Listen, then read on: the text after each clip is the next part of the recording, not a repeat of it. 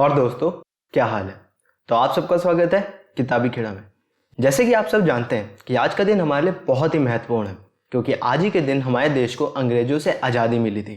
हमें आज़ादी मिले हुए 73 साल हो गए हैं और इस आज़ादी को पाने के लिए भारत के वीर सपूतों ने अपने प्राणों का बलिदान दे दिया, ताकि हम और आप आज़ाद भारत में अपनी सांस ले सकें। इन वीर सपूतों को मेरा सत सत नमन।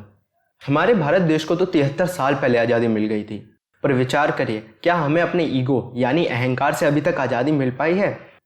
इसी ईगो यानी अहंकार के बारे में ऑथर रायन हॉलिडे ने अपनी book ego is the enemy में विस्तार से बताया। वो कहते हैं कि हर किसी की ज़िंदगी में 3 फेजेस चलती हैं। पहली एस्पायर, दूसरी सक्सेस और तीसरी फेलियर। और हमारा ईगो इन्हीं 3 फेजेस में हमारे पास आता है, हमें बर्बाद करने के लिए। तो आज मैं आपको ये बताऊंगा कि कैसे ईगो हमारे इन 3 फेजेस ऑफ लाइफ में आता है और हम कैसे इस ईगो से बच के अपनी लाइफ को अच्छे से चला सकते हैं। और मैं इस वीडियो के अंत में आपको ये भी बताऊंगा कि कैसे एक सिंपल फॉर्मूले का यूज़ करके आप कैसे इन तीनों फेजेस ऑफ लाइफ में ईगो को हरा सकते हैं। तो चलिए जानते हैं इन सब बातों को। What is ego? ईगो और एटीट्यूड में सिर्फ एक डिफरेंस है, वो है कि एटीट्यूड एक वे ऑफ लिविंग है और ईगो उस वे ऑफ लिविंग को दिखा के अपने आप को बड़ा बताना। जैसे कि हर इंडियन एशियन है, बट हर एशियन इंडियन हो ऐसा ज़रूरी नहीं। वैसे ही हर ईगोइस्टिक पर्सन के अंदर एटीट्यूड होता है, बट हर एटीट्यूड वाले पर्सन के अंदर ईगो हो ऐसा ज़रूरी नहीं। आजकल काफ़ी लोग एटीट्यूड को ईगो से कनेक्ट करते हैं, बट ऐसा नहीं है। ईगो एटीट्यूड से बहुत छोटा होता है और ईगो बैड एटीट्यूड का पार्ट होता है। फॉर एग्जाम्पल, जिसके पास गुड एटीट्यूड है वो ये बोलेगा कि मेरे अंदर कैपेबिलिटीज़ है जो कि मुझे सक्सेसफुल बनाएंगी। वहीं पर ईगोइस्टिक पर्सन कहेगा कि मेरे पास इतनी ज़्यादा नॉलेज है कि मेरे से बड़ा बुद्धिमान कोई इस दुनिया में है ही नहीं। ईगो को ह्यूमिलिटी मीटर से चेक कर सकते हैं, जैसे कि जितनी ज़्यादा ह्यूमिलिटी उतना कम ईगो उस पर्सन के अंदर होता है। इसका मतलब ईगो इनडायरेक्टली प्रोपोर्शनल होता है ह्यूमिलिटी के। अब बात आती है कि हम अपनी ज़िंदगी के 3 मोड़ों पे कैसे टाइप के ईगो से मिलेंगे और उनको कैसे सही कर सकते हैं। पहला मोड़, एस्पायर। कुछ काम करने से पहले ही ईगो हमें बर्बाद करने की कोशिश करेगा। ये वो स्टेज होती है जब हम अपने गोल को सेट करते हैं और उसके लिए काम करने जा रहे होते हैं। आप में से काफ़ी लोगों ने ऐसे लोगों को देखा होगा जो कि हर साल की शुरुआत में न्यू ईयर रेजोल्यूशन करके कुछ स्टार्ट करते हैं और फिर कुछ ही दिनों में उसको बंद कर देते हैं। ऐसा इसलिए होता है बिकॉज वो उस काम को स्टार्ट करते हैं और फिर पूरी दुनिया को बता देते हैं कि देखो, मैंने एक न्यू ईयर रेजोल्यूशन लिया है और मैं अपनी ज़िंदगी को बदल दूंगा। काफ़ी जगह ऐसा कहा गया है, अगर हम अपने गोल को दुनिया को बता देते हैं तो हमारे अंदर मोटिवेशन आता है और उस काम को हम कंप्लीट करते हैं। बट इसमें एक दिक्कत यह है कि वो लोग सिर्फ बात करते ही रह जाते हैं, अपने गोल को पाने के लिए कुछ भी काम नहीं करते। वो सिर्फ बताते हैं कि वो एक दिन ये करेंगे, वो इतने पैसे कमाएंगे और फिर वो गाड़ी खरीदेंगे और बहुत सारी बातें करते रहते हैं। बट वो एक चीज़ करना भूल जाते हैं जो कि है एक्शन। बड़ी बड़ी बातें करना किसको अच्छा नहीं लगता, बट वहीं पर जब आप एक्शन लेने का टाइम आता है तो वो लोग वहाँ से गायब हो जाते हैं। दुनिया को अपने गोल्स के बारे में बताने में कोई दिक्कत नहीं है, पर आपको तभी मोटिवेशन मिलेगा जब आप लोगों के प्रति अकाउंटेबल होंगे। अगर आपको गोल सेट करने के बाद ही आपको तारीफ मिलने लगी तो आपको उसको पूरा करने की ज़रूरत क्या है? वहीं पे जब लोग आपसे पूछते हैं कि क्या तुम ये कर पाओगे, तो आपके अंदर उनको साबित करने का मोटिवेशन आता है और आप उस काम को कंप्लीट करते हैं। जैसे कि अगर मैं अपनी बात करूँ तो मैं इस साल की शुरुआत में 100 बुक्स पढ़ने का गोल सेट किया और इस गोल को इंस्टाग्राम पे पोस्ट कर दिया। मैं जब भी कोई नई बुक स्टार्ट करता तो उस बुक की फ़ोटो खींच के इंस्टाग्राम पे पोस्ट कर देता और जब वो बुक फिनिश हो जाती तो उसको फिर से इंस्टाग्राम पे पोस्ट कर देता। बट शुरुआत में कोई ऐसे लोग नहीं थे जो कि मुझसे पूछें कि क्या मैं अपने गोल तक पहुंच पाऊंगा। जो कुछ लोग थे वो सिर्फ ये कहते थे कि बहुत बड़ा इनिशिएटिव है, वेरी गुड, जिसकी वजह से मेरे अंदर उस गोल को पूरा करने की कोई आग नहीं थी। और मैंने इस साल अप्रैल तक सिर्फ 13 बुक पढ़ी, जबकि मुझे अप्रैल तक कम से कम 32 बुक पढ़नी थी। फिर एक दिन मेरे एक पोस्ट में एक सज्जन ने मुझसे बोला कि मैं अपने सेट किए हुए गोल से बहुत पीछे हूँ।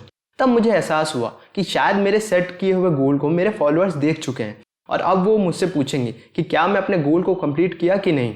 फिर उसके बाद मुझे लगा कि मुझे अपनी बुक रीडिंग की स्पीड बढ़ानी चाहिए और फिर मैंने धीरे धीरे मई के महीने में 8 बुक्स पढ़ी। बट फिर भी मैं अपने गोल से पीछे ही था और फिर एक दिन एक फॉलोअर ने मुझसे पूछ ही लिया कि क्या मैं अपने गोल तक पहुँच पाऊँगा। और अब मुझे पता चल गया था कि अगर मैं अपने गोल तक नहीं पहुंचा तो मेरा मजाक उड़ाया जाएगा, जिसकी वजह से मैंने जून और जुलाई के मंथ में टोटल 16 बुक्स पढ़ी। और आप लोग देख सकते हैं कि कैसे सिर्फ एक कमेंट ने मुझे इतना ज़्यादा मोटिवेट कर दिया। मैं उन लोगों का धन्यवाद देना चाहता हूँ क्योंकि उन्होंने मुझे मेरे लक्ष्य की ओर बढ़ाया। और आप ये सब कुछ देख सकते हैं मेरे इंस्टाग्राम हैंडल किताबी कीड़ा में। अब आप कैसे इस मोड़ पे आए हुए ईगो को ख़त्म कर सकते हैं? पहले आप अपने गोल उनको बताएं जो कि आपका मजाक उड़ा सकते हैं या उड़ाते हैं, ताकि उनको एक और मौका मिल जाए आपका मजाक उड़ाने के लिए। मैं आपको बुरा नहीं चाहता हूँ, पर अगर आपको मोटिवेशन चाहिए तो ये सबसे अच्छा तरीका होगा।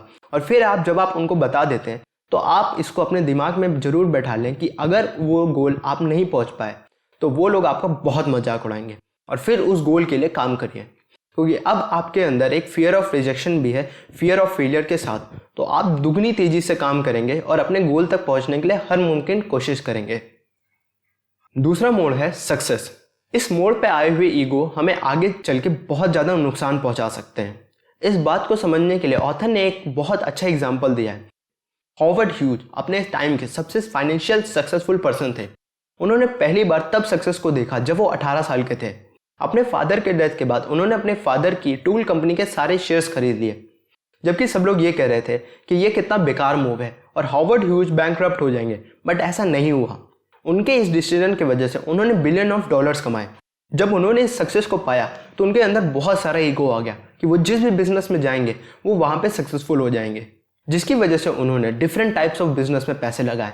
वो फिल्म इंडस्ट्री में गए, एविएशन बिजनेस में गए, उन्होंने RKO मूवी स्टूडियो भी खरीद लिया जिसमें उनका बहुत लॉस हुआ, और भी काफ़ी ऐसे बिजनेस थे जिसमें उन्होंने काफ़ी लॉसेस बियर किए। विक्टर फ्रैंकलिन कहते हैं कि man is pushed by drives but is pulled by values. हमारी वैल्यूज़ और एथिक्स से डिसाइड करते हैं कि हम कितने दिनों तक अपनी सक्सेस को रोक पाएंगे। अगर हम ये सोचना स्टार्ट कर देते हैं कि हम सबसे नॉलेजेबल पर्सन हैं और हमें सब कुछ पता है क्योंकि हमने ये अचीव कर लिया या फिर वो अचीव कर लिया, तो हमारा ये भ्रम बहुत ही जल्दी टूट जाएगा। यही चीज़ हॉवर्ड ह्यूज के साथ भी हुआ। इतनी जल्दी सक्सेस पाने के बाद उन्होंने लगा कि वो कुछ भी पा सकते हैं और अपने ईगो को फ्यूल देते रहे, और अंत में एक ऐसा टाइम आया कि वो अपनी वेल्थ और पावर सब कुछ खो बैठे थे। अब आप कैसे इस ईगो को ख़त्म कर सकते हैं? By being a student. जी हाँ, आप चाहे कितनी भी सक्सेस पा लें या फिर बुक्स पढ़ लें या फिर डिग्री ले लें, आप किसी ना किसी से तो हरदम ही छोटे रहते हैं। ये आपको मानना पड़ेगा। इस संसार में बहुत सारे लोग आपसे किसी ना किसी रूप में बड़े होंगे जो कि आपसे ज़्यादा नॉलेज, आपसे ज़्यादा एक्सपीरियंस, आपसे ज़्यादा पावर रखते होंगे। अगर गिनती करें तो ऐसे बहुत सारे लोग होंगे। तो इसका मतलब है कि आप जितनी भी कोशिश कर लें, आप किसी ना किसी से छोटे तो रहेंगे। तो अब क्या करें? आप अपने अंदर इस ह्यूमिलिटी को जगाएं कि मुझसे भी बड़े लोग हैं जो कि मुझसे ज़्यादा जानते हैं, और जब आप ऐसा सोचने लगेंगे तो आपके अंदर एक सीखने की चाह रहेगी, जिसकी वजह से आपके अंदर ईगो की आग पे पानी फेर दिया जाएगा। ऐसा ऑथर इसलिए बोलते हैं क्योंकि जब आपको ये लगता है कि आप सबसे महान नहीं हैं, तब आपके सर पे सक्सेस का भूत सवार नहीं होता और आप धीरे धीरे ग्रो करते हैं। तीसरा मोड़ है फेलियर। क्या? फेलियर होने में कैसा ईगो? क्योंकि फेलियर होने पे तो हम हार जाते हैं और हमारा सारा ईगो तो खत्म हो जाता है।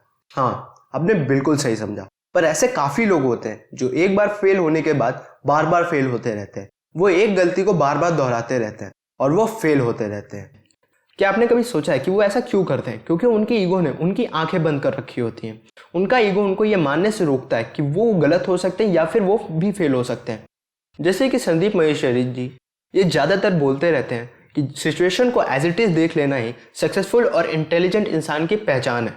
जब कोई आदमी ये नहीं देख पाता कि वो क्या गलती कर रहा है और ना ही उसमें उस गलती को ढूंढने की इच्छा होती है, तो उस आदमी को और नीचे गिरने के बहुत चांसेस होते हैं। फेलियर कोई बुरी चीज़ नहीं है, बल्कि फेलियर हमें बहुत सारी चीज़ें सिखा सकती हैं। फेलियर और सक्सेस दोनों एक सिक्के के दो पहलू हैं। लाइफ में कभी आप फेल हो जाते हैं और कभी आप सक्सेस पा लेते हैं।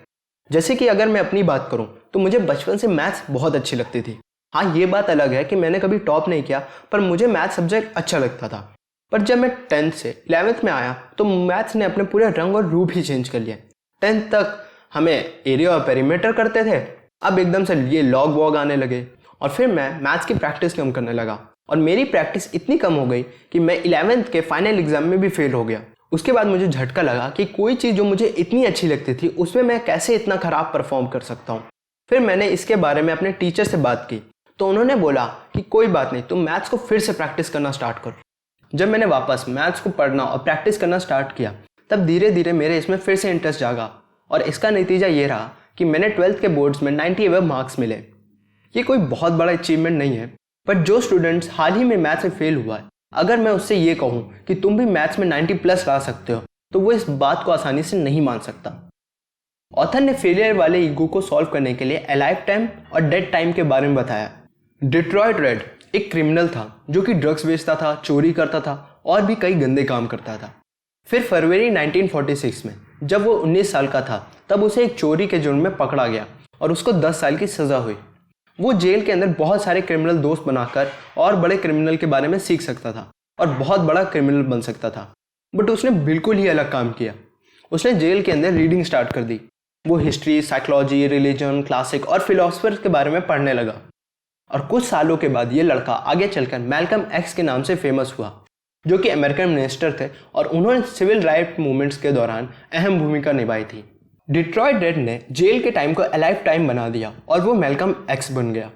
अलाइव टाइम का मतलब है कि आप अपने हर एक सेकंड को या तो कुछ सीखने में या फिर किसी अच्छी जगह पे यूज़ करें।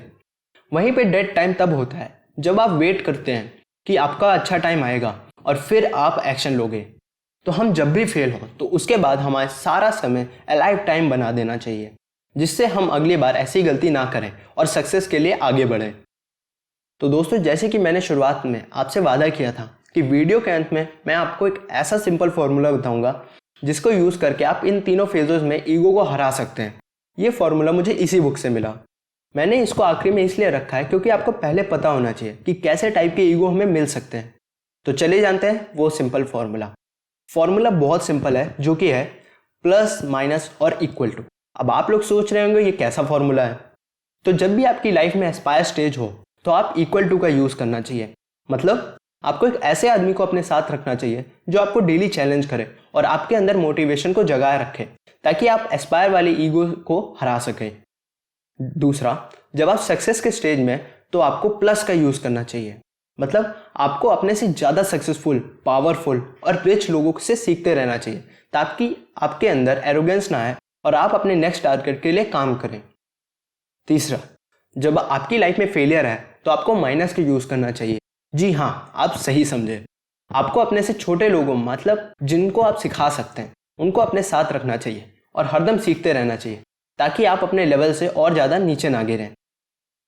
तो दोस्तों, आज का वीडियो यहीं पे समाप्त करते हैं और अंत में एक बार फिर से आप सबको गणतंत्र दिवस की हार्दिक शुभकामनाएं।